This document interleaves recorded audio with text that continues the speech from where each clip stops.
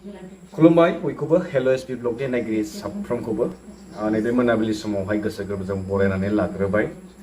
आङो मोनसे भिडिअ मोन्दों नैबे माबानि बड'लेण्ड हेमब्रम बिथाङा डेपुटि CM गबिन्द चन्द्र बसुमतारी बिथांनावहाय सोंथि खालामदों सासे भिउवार्सनि कमेन्ट्सनि फारसे बिथांनाव थोंजोङै सोंदों जे रन्जन दैमारी सारखौहाय जेलनिफ्राय मानो दासिमबो उदां खालामनो हायाखै होननानै बेफोरबायदि सोंथि थोंजोङै बिथांनाव सोंदों। बेनि फिननायखौ बिथाङा मा होदों बेखौ सावरायनायनि सिगां मोनसे खोथा नोंथांमोनजोंहाय बुंनो लुबैयो।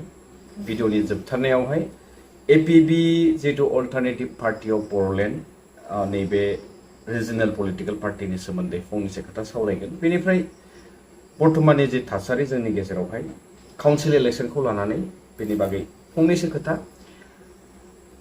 दा गिबियावनो डेपुटि CM गबिन्द चन्द्र बसुमतारी बिथाङा मा बुंनाय बेखौ जोङो एसे नायनानै लानि। नोंथांमोना स्क्रिनाव होगोन बे कमेन्ट्सनि फारसे मा सोंथि खालामदोंमोन आरो बेनि फिननायखौ बिथाङा मा होदों आरो बेनि उनाव आं नोंथांमोननो मोनसे आसरित मोनसे खोथा शेयार खालामगोन। जिहेतु जों बयबो बेनि फारसे गोबाङानो मिन्थिया आरो मोनथिनांगौनि सम मा बेखौ थोंजोङै जोङो नायग्रोनि। मोनसे सोंथि सोंनो नागिरो कि मजेस दैमारिया लिरदोंमोन कि सुक्तिनि उनावबो रन्जन दैमारी सारा मानो जेलनिफ्राय गवाखै अननानै बेखौ लिरदोंमोन प्रमद बर' सारनियाव सोंलाय होननानैथ' सार नोंथांनावनो सोंसै कि रन्जन दैमारी सारा मानो दाबो गनो मोनाखै। खुलुमबाय गिबियावनो जितु सोंथि बिनि फिनखौ मानसिफ्रा गोबांथारनि बुजिनानै लायो खिन्थु कनसेप्टनि सायाव क्लियार रावहाबो नलेज गैयैखाय बेखौ भुल बुजिबाय थायो। रन्जन दैमारिया जों BTR एग्रिमेन्ट जानायनि सिगाङावनो कनभिक्टेड जाबाय। लाइफ माबाखौ बिथांखौ लाइफ इमप्रिजनमेन्ट होबायमोन। दा बिथांखौ थिग एग्रिमेन्टनि समाव बेल इन्टार्म बेलआव लाना फैदोंमोन जाहाथे एग्रिमेन्टआ सहि होनो हायो। दा बिथांनि जिखिनि माबा ड्राफ्ट बेखिनिखौ निजे फरायनानै नायनो खाबु मोनदों आरो फरायनानै नायनो बिथाङा जेबो अबजेक्सनबो होआखिसै ओमफ्राय माबाफोर सोलायनांगौ नामा बेफोरखौ जेबो बुङाखिसै। जास्ट नायबाय थाबाय बिदिनो एग्रिमेन्ट जालांबाय। दा एग्रिमेन्ट जे मोनसे पलिटिकेल एग्रिमेन्टआव सासे कनभिक्टेड मानसिखौ ओरैनो हगारनो हाया। दा बेनिखाय जायफोर कनभिक्टेड जायाखै बिसोरनिखौथ' केस उइथड्र खालामनाय प्रश्न थाबाय आरो इतिमধ্যে जों फारि फारि केसफोरखौ उइथड्र खालामबाय थादों। किसु सिरियास केसखौ बिसोर बेखौ एसे कर्टनि गेजेरजों उइथड्र खालामनायनि बेबस्था लागासिनो दं। खिन्थु जायफोर सिरियास नङा क्राइम नङा बेखौ केसखौ उइथड्र खालामबाय। दा फारि फारि उइथड्र खालामगासिनो खिन्थु जिफोर कनभिक्सन जाखाबाय इतिमধ্যে कर्टनिफ्राय दुखि होननानै प्रमान मोननानै बिथांमोनखौ जेल अर्डार होबाय। बेबायदि माबाखौ उइथड्र खालामनाय जायाखै आरो बेनिखायनो रन्जन दैमारिया इतिमধ্যে एग्रिमेन्टनि सिगाङावनो जिहेतु कनभिक्टेड जाखाबाय। दा कनभिक्टेड जानाय सासे माबाखौ मानसिखौ एग्रिमेन्टनि गेजेरजों पलिटिकेल एग्रिमेन्टनि गेजेरजों रिलिज होनो हाया। दा बेखौ बिथांखौ रिलिज होनो थाखायब्ला जों हयथ' बिथांखौ बेलायावसो दिहुननांगोन नङाबा ट्रायेल खालामफिननो माबागोन सिगांनि जितु कनभिक्सन जितु अर्डार कर्टनि भार्डिक्ट बेनि सायाव बेखौ आरो माबा खालामफिननांगौ रिभिउ खालामफिनलायनांगौ होननानै बा रिकनसिडार खालामफिननांगौ होननानै मोनसे एपिल खालामनो हायो इतिमধ্যে। अके स' बेवहाय बिथांखौ एग्रिमेन्टनि सार्थ'आवहाय गभर्नमेन्टआ ज'है सावरायलायनायनि गेजेरजों 1 मान्थनि थाखाय बेलावहाय लाबोनानै सुक्तिखौहाय माने कमप्लिट खालामो।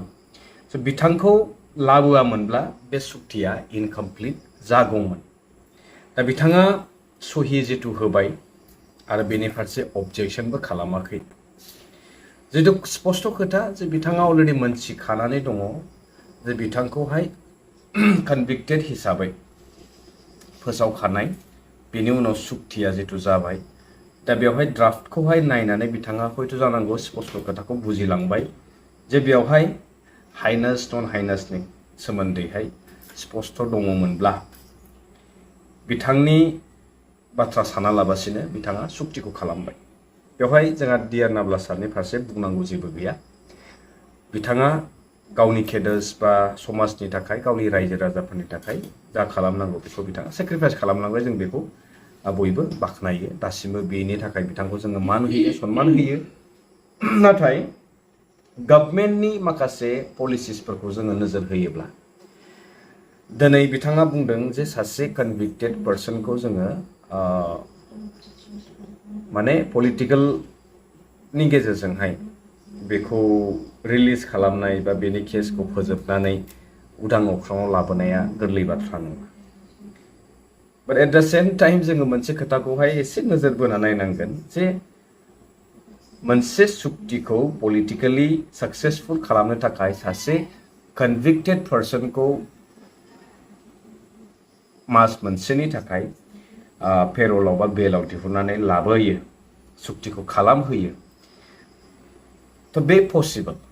अब्ला बिथांनि जि हाइनेस केस बेखौबो उइथड्र खालामनाया पसिबल नामा?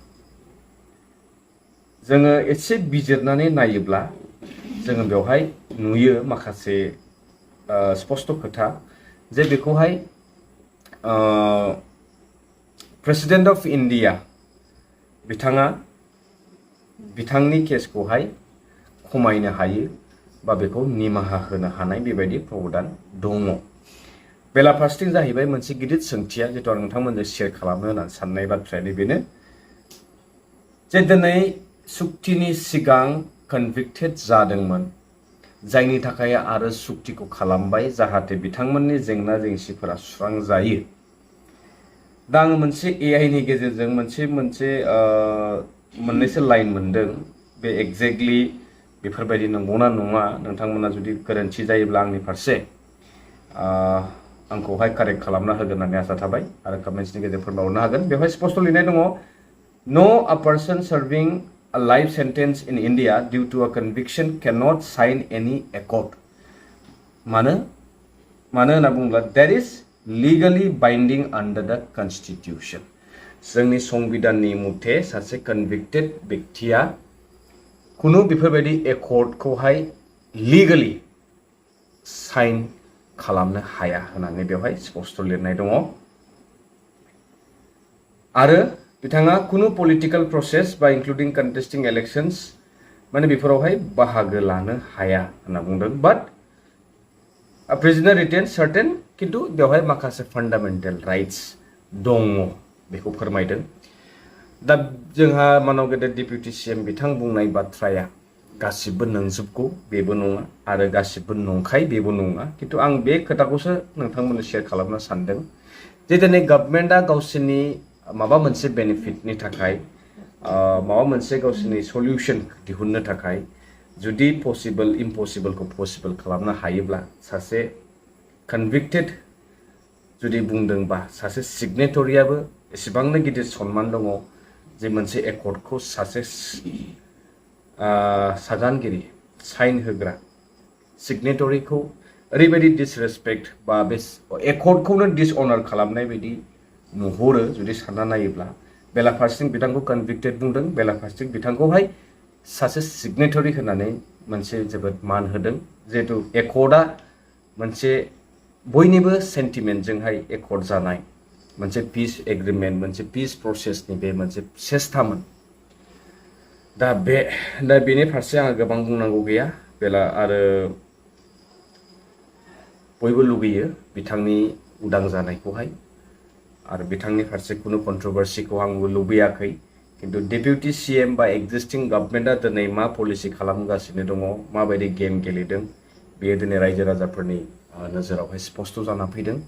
जिहेतु दिनै एकर्डनि उनावहाय मोनसे इमेज जोंनि गेजेरावहाय मोनसे महर जोंनि गेजेराव नुजाबाय थादों होनना बुङोब्ला डिआर नाब्ला सारनि आरो डिआर नाब्ला सारखौ लानानै गोबां बायदिसिना माने सोरबाया गावनि बेनिफिटनि थाखाय खोथा बुंदों आरो सोरबाया बिथांनि माने मोजांखौ लुबैयाखै, हयथ' सोरबाया बिथांनि सायाव क्रेडिटखौ लादों आरो बिथां फैनायखौबो बाजादों। जिहेतु साज्रां दिनै बेवहाय जोङो स्पष्ट नुयो हालेवबाय, खस्थ' खालामबाय, मावबाय सोरबाया, नाथाय बेनि फिथाइखौहाय जाबाय सोरबाया बेफोरबायदि दा जेन हक एपिबि हान्जानि फारसेबो आंहा बुंनांगौ जेबो गैयामोन खिन्थु किसुमान जायगा लायै जायगा दिनै एक्स एनडिएफबि बा एनडिएफबि फोरनि जेंनाखौ जोङो नोजोर होयोब्ला जोबोद आलाय सिलाय गुलाय गुजाय बेबायदि अबस्थायाव दङ दिनै बिथांमोना अबस्थाहीन जादों दिनै बिथांमोना नायफिनजायाखै बा बिथांमोना दिनै मोनसे सुक्तियावहाय सागानगिरि बिथांमोना दिनै पलिटिकेलि डिप्राइभ जानो गोनां जादों बा बिथांमोना गावनि मोन्थाइनिफ्राय बन्चित जानो गोनां जादों बेफोरबायदि बिथांमोननि गेजेराव माने पलिटिकेलि मोनसे ओरैबायदि गाज्रि जिनिसा हाबदों जिहेतु बिथांमोनखौहाय गावसोरनि गेजेरावनो गावस्रालायनाय बेफोरबायदि अबस्थाया दिनै जानानै फैदों जायनि जाहोनाव बिथांमोना दिनै गोसो गैयाब्लाबो पलिटिकेलि इनभल्भ जानांदों बा बिथांमोना पार्टिसिपेट खालामनो बाध्य जादों दा बे जोंनि थाखाय जिहेतु फैबाय थानाय काउन्सिल इलेक्शननि थाखाय बे जोबोद मोजां बाथ्रा नङा जिहेतु जोङो बारम्बार बुंबाय थादों जिहेतु बेवहाय डाइरेक्टलि थोंजोङै जोङो हाजारखि इउपिपिएल खालाम हाजारखि बिपिएफ खालाम हाजारखि एपिबि खालाम नाथाय जोंनो स्टेटखौ नांगौ जों काउन्सिल हिसाबै अल इन अल जोङो बेवहाय खुनु गिदिर इनिशिएटिभ बा स्टेप्स जोङो लानो हानाय नङा जोङो काउन्सिलाव देरहालाङोब्ला जोङो स्टेटजोंनो सोनारनानै खामानिफोरखौ मावनांगोन आरो बेजोंहाय दिनै बयनिबो जुजिनाया उदाङै गावनि बिजाथिफोरखौ देरहासार जाहोहरनाय बे थांखिया बयहाबो दङ दा बे हिसाबै जोंनि गेजेराव जेब्ला मोनसेल' थायोमोन अब्ला जोङो स्पष्ट बुंनो हायोमोन जे जों दिनै देरहाखाबाय बा जोंनि गोहोमा जोबोद माने इम्पेक्ट लाबोयोमोन जोङो स्ट्रंलि माने काउन्सिलखौ हल्ड खालामनो हायोमोन खिन्थु दिनैनि परिस्थितिया जोबोद आलादा साननो गोनां बिषय जाना फैदों दिनै मोनसे मोननै मोनथाम दिनै जोंनि गेजेरावहाय रिजनेल पार्टी हिसाबै पार्टिसिपेट खालामगासिनो दं दा बे हिसाबै बिपिएफआ दिनै मोनसे साक्सेसफुल पलिटिकल रिजनेल पार्टी होनांगोन काउन्सिल हिसाबै जितु बिथांमोना 15 बोसोर बा मोनथाम टार्मखौ बिथांमोना देरहाबोनो हादों आरो गोबां खामानिबो मावनो हादों किन्तु इउपिपिएलनि बेलायावहाय 5 बोसोरनि बे मोनसे टार्मावनो ओरैबायदि गुलाय गुजाय थासारिखौ नुदों जितु मोनसे रिजनेल पलिटिकल पार्टीनि थाखाय बे बिराद मोजां पजिशन नङा होननानै जों बुंनो हायो थोंजोङै मानोना दिनै बिथांमोना गावसोरनि वर्कार्स रायजो राजाफोरनि गेजेरावहाय मोजां मोनसे इम्प्रेशन लाबोनो हायाखै जायनि थाखाय दिनै आलाय सिलाय जानो गोनां जादों दिनै बिथांमोननि आमोलावनो फिन खनसे आरोबाव एपिबि बायदि दोलोआ जोनोम मोनफैदों जिहेतु दिनै एपिबि जोनोम जानायनि उनावबो जों बुंनो हाया जे जों दिनै जोबोद सुखि जोबोद मोजां बा जोंनि गेजेराव थासारिया मोजां होननानै जिहेतु बे मोनसे जोंनि गेजेरावनो डिभिजन लाबोगासिनो दङ आरो बेनि बेनिफिटखौ थोंजोङै जोंनि स्टेट पलिटिकल पार्टी सेन्ट्रेलनि पलिटिकल पार्टी जिहेतु बिजेपि दोलो हिसाबै जों बयबो मिथियो मोनसे दोहौजों फैगासिनो दं डक्टर अनजुलि दैमारी मेडामखौ जोबोद रेसपेक्ट होयो आङो डिआर नाब्ला सारनिबो जोबोद फेन आरो बिथांखौ जोबोद फल' खालामो बिथांनि बुंनाय स्पिचेसफोरखौ आङो खनले खनले नायफ्लेबाय थायो बिथांनि फारसे आंहा जोबोद पार्सनेल मोनसे एटाचमेन्ट दङ नाथाय एपिबिखौहाय आङो बुंनांगौ बाध्य जादों जिहेतु दिनै बिथांमोना जानला मेनला खुनु माने प्रपार भिजन गैयालाबासिनो हरखाबै एपिबि हिसाबै हयथ' बबेबा समस्थियावहाय गोनां व्यक्तिफोरा बेवहाय कन्टेस्ट खालामगोन किन्तु बबेबा समस्थियाव माने गोबाङानो ओरैबायदि केन्डिडेट दिनै आङो नुदों आरो बिथांखौ फल' खालामग्रा बिथांनि जि प्रसार खालामनाय सिस्टेमखौ नायनानै बे एकदमबारे जोंनि समाजावहाय जोंनि थाखाय इन फिउचार माने बे मोजां लैखोन नङा जिहेतु बियो दिनै जोंनि गेजेरावसो गावस्रालायनायखौहाय लाबोदों किन्तु बिथांजोंहाय जायखौहाय जोङो जाय दोहौ जाय दोलो जाय गोहो फैगासिनो दं बेनि फारसे नांनांगौमोन जुजिनांगौमोन बेनि अल्टारनेटिभसो दिनै बिथाङा जोंनि गेजेरावसो खावनै खावथाम खालामनायखौ नुदों दा बेफोरबायदि थासारि बाट एट द सेम टाइम आरो बेखौनो बुंफिनगोन आं एपिबिजों जोंहा खुनु बुंनांगौ गैया डेम'क्रेटिक हादोराव बयहाबो बाहागो लानायनि अधिकार दङ बे हिसाबै बुंनांगौ एख' गैया बाट बिथांमोननि जि भिजनआ प्रपार जानांगौ जाहाथे रायजो राजा नोंथांमोननि बेसेन गोसा भटआ ओरैनो माने वेस्ट जाया आरो मोनसे जोंनि जि सिमां आद्रा थानाय बेफोरखौहाय दाफुंनायावहाय बे एकदमबारे माने जोंनि खहा लाबोआ बेखौनो आं खावलायगोन। सोरमोन बे केन्डिडेटआ बा जागोन केन्डिडेट आरो बबे समस्थिनिफ्राय आङो थोंजोङै मुंखौ दिनै लाथ'ला। बिथांनि बागै आं उनाव डाटा कालेक्ट खालामबावगोन जे बिथाङा माबायदि स्टाइलावहाय प्रचार खालामगासिनो दं। बाट एपिबिनि दैदेनगिरिफोरा जुदि नायबाय बायदोंबा नोंथांमोननिसिम खावलायनाय होनोब्ला प्रपार केन्डिडेट हो जाहाथे नोंथांमोननि मान सन्माननि बाथ्रा थायो आरो जिहेतु नोंथांमोना मोनसे सेक्रिफाइस सुप्रिम सेक्रिफाइस खालामबोनानै दिनै पलिटिकेलि डिप्राइभ जिथु जादों बेखौ जों बयबो मोनथियो। बेनि थाखायनो नोंथांमोननि जि इन्टेनसन जि टारगेट जि मटिभ बेफोरो क्लियारलि भिजिबल जायो रायजो राजाफोरनिसिम आरो बेफोरबायदि जानला मेनला माने केन्डिडेटफोरखौ होलाबायनानै नोंथांमोननि जि समाजाव मान सन्मान बेफोरखौहाय जाहाथे बे आलाय सिलाय जाया नैबेखौनो आङो बुंगोन। आंनि पार्सनेल पइन्ट अफ भिउनिफ्राय बेखिनि खोथाखौ बुंबाय।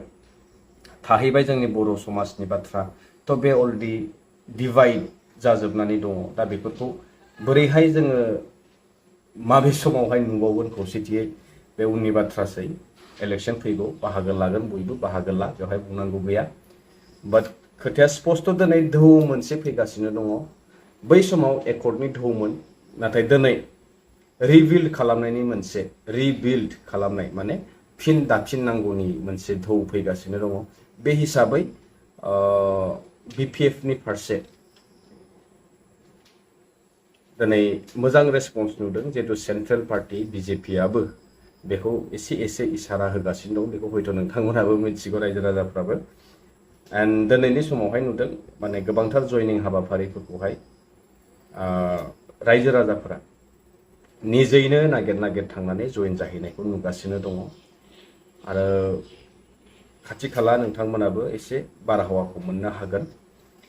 स्पस्ट सरकारखौ दानाया सोरबा नङा सोरजोंबा एलायन्सआव दाहैनांगोन। बाट एबसलिउट मेजरिटि बयबो मोननो थाखाय नाजागासिनो दङ। दा बे बेलायावहाय जितु सासन दलाव थानाय रुलिंआव थानाय गभर्नमेन्ट आरो मोनसे एकर्ड खालामनानै फैनाय मोनसे दोहौआव बै समाव एलायन्सआवहाय आलाय सिलायै इलेक्शन गभर्नमेन्टआ फर्म जालांबाय खिन्थु बे बारावहाय बे दोहौआ गैया। स' बेनि थाखायनो आदार देन दि गभर्नमेन्ट माने आदार देन दि रुलिं पार्टिस बाखि पार्टिसफोरा अपोजिशनाव थानायफोरनि थाखाय बे बिराद मोजां अपरचुनिटि आरो दिनै थिग बेबायदिनो रायजो राजाफोरा थांगासिनो दङ।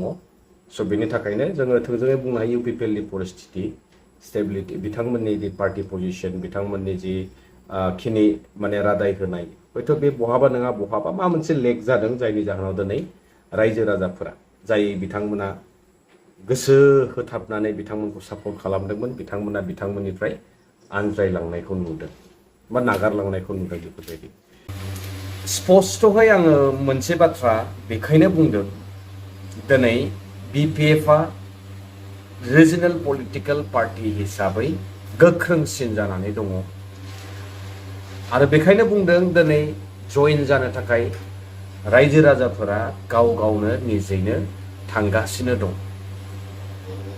15 बोसोर खनथाम टार्म 5 बोसोर खनसे टार्माव इउपिपिएलआ एक्जिस्टिं गभर्नमेन्टआव थासेयावबो दिनै रायजो राजाफोरखौ मानोहाय बुथुमनो फेलें जादों होनना बुङोब्ला सासे इन्डिभिजुअल व्यक्ति जोङो बे बुहुमाव जोनोम मोनदों मानि थाखाय टु लिभ द लाइफ जोङो लाइफखौहाय बोरै मोनसे भेलु गोनां अर्थ होनानै मोनसे वर्डफुल लाइफ बा मिनिंफुल ओंथि गोनां भेलु गोनां जोंनि बे जिउखौहाय बोरै जोङो थांनानै थागोन सन्मानजों मान सन्मानजों गाट्स लानानै माने गिनाय गैयि गिनायबो नांगोन खिन्थु साहसै जोङो बे जिउखौहाय मोजाङै मोजां खुंलांनो हागोन जेब्ला जोंनियावहाय एजुकेशना इनक्लुड जागोन माने इनक्लुशन अफ एजुकेशन दा बेखौहाय बोरै मोनगोन जोङो मिन्थिगौ प्राइमारि स्टेजनिफ्राय जेब्ला जोङो स्कुलाव हाबो अब्ला बै स्कुला सासे इन्डिभिजुवेलखौहाय माबोरै शेप खालामगोन बेखौ माबोरै महर होगोन अब्ला स्कुलनि गिबि थांखियानो जाहैगोन जे मोनसे बै फरायसाजों फरायसुलिजों मोनसे मोजां रिलेशनशिप लाखिनानै जिखुनु सेक्सननि गथ' सोरबा बिराद ब्रेनी स्मार्ट इन्टेलिजेन्ट सोरबा बिराद डाल गोसोआव थाया बारंबार बुजायब्लाबो बुजिया बेक बेन्चार बा बेबायदि बेलेग बेलेग केटेगरिनि फरायसाफोर थायो दा बे हिसाबै स्कुला बेखौ मोनसे शेप होगोन माब्ला अब्ला बे साक्सेसफुल जागोन माब्ला जेब्ला बियो सब केटेगरिनि फरायसा फरायसुलिफोरखौहाय वेलकाम खालामगोन रिलेशनशिप मोनसे बाइन्डिं जागोन बेहाय मोनसे रिलेशनशिप बन्डिं जागोन अब्ला बेहाय बे फरायसा फरायसुलिनि मोनसे एक्चुअल एडुकेशननि इनक्लुजन जागोन अब्ला बियो साक्सेसफुल सासे फरायसा बेनिफ्राय लाबोनो हागोन स' बेबायदि एडुकेशना बेना डेभेलप जागोन आरो जोङो बिदिनो स्टेप बाय स्टेप आवगायलांनायनि गेजेरजों जोङो निजेखौनो सेल्फ मोनसे बिल्ड खालामगोन मायावहाय एक्सपिरियेन्स जों डेभेलप खालामगोन जोंनियावहाय जोंनि हेबिट्सफोरा सोलायगोन जोंनि स्किल्सफोरा डेभेलप जागोन जोंनि एटिटिउड्सफोरा सोलायगोन ना सोरबा बांद्राय इग'इस्टिक बांद्राय एटिटिउड बेफोरखौ जोङो कन्ट्रल खालामनो हागोन नांगौ समाव बाहायनो हागोन नाङि समाव जों कन्ट्रल खालामनो हागोन जोंनि जे एक्सपिरियेन्सफोरखौ जोङो शेयार खालामनो हागोन प्रेक्टिकेल लाइफआव जों बेखौ दिहुननो हागोन बाट एज अ इन्डिभिजुवेल होननाय लोगो लोगो जेब्ला जोङो जोनोम जायो अब्ला जों मोनसे जास्ट मोनसे फिजिकेल साइजल' होनजायो माने बे मोनसे महरल' शेप मोनसे जेरावनाखि बेयावहाय बर्थमान एडुकेशना इनक्लुजन जायाखै बा बेखौ खुनु धरननि माने शेप बा महर होनाय जायाखै जिहेतु दिनै बे 5 बोसोराव UPPL पार्टिया जोनोमथ' जाबाय नाथाय जोनोम जानानै बिथांमोना बै स्कुलाव फरायसा फरायसुलिफोरखौहाय जिहेतु आं बुंदोंमोन रिलेशनशिपनि बाथ्रा बिथांमोना बेवहाय रिलेशनशिपखौहाय मोजां बन्डिं होनानै लांनो हायाखै बा बिथांमोना गासिबो सेक्सननि गासिबो केटेगरिनि रायजो राजाफोरखौहाय बुथुमनो हायाखै बोजबनो हायाखै जायनि जाहोनाव दिनै बिथांमोना बे 5 बोसोरावनो कलेप्स जानो थांगासिनो दं स' बेबायदिनो जेरै स्कुलावहाय सासे इन्डिभिजुवेलखौ माबोरैहाय शेप होनानै महर होनानै बिथांनि बै फरायसा फरायसुलिनि एक्सपिरियेन्स स्किल्सनि सायाव खामानि मावदों एक्सपिरियेन्स होदों बेखौ ब्रेनी खालामदों डेभेलप खालामदों आइडियास होदों बेनावहाय मटिभेट खालामदों बेनि एटिटिउड्सफोरखौ हेबिट्सफोरखौ सोलायदों कन्ट्रल खालामनो फोरोंदों गासिबो लेभेलनि फरायसा फरायसुलिफोरखौ बुथुमदों मोनसे रिलेशनशिपनि गेजेरजों बयखौबो वेलकाम खालामदों खिन्थु दिनै बे 5 बोसोराव UPPL हान्जाखौथ' दाबाय मोनसे सुक्तिनि उनाव खिन्थु रायजो राजाफोरखौहाय ज'है बुथुमना लाबोनो हायैयानो मोनसे दिनै माने लेथें फेथें जानाय जे अबस्था UPPL हान्जानि बिथांमोना दिनै बोजबनो हायैयाव दिनै एक्स NDBफोरा खावनै खावथाम जानानै दिनै बिथांमोना गावनि निजा पलिटिकेल सार्भाइभेलनि थाखाय APB alternative party of Boroland हिसाबै मोनसे पलिटिकेल पार्टि जोनोम होनांगौ जाबाय दा बेफोरबायदि गोबां बिथिं दङ ओंखायनो आङो बांद्राय बुंनो सानाखै नैबेसेनो बुजिग्राया बुजिसिगोन आरो बुजियैखौ आरो मा बुंबावनो स' लोगो मोनसिगोन नेक्स्ट भिडिअ टिल देन स्टे टिउन बाय बाय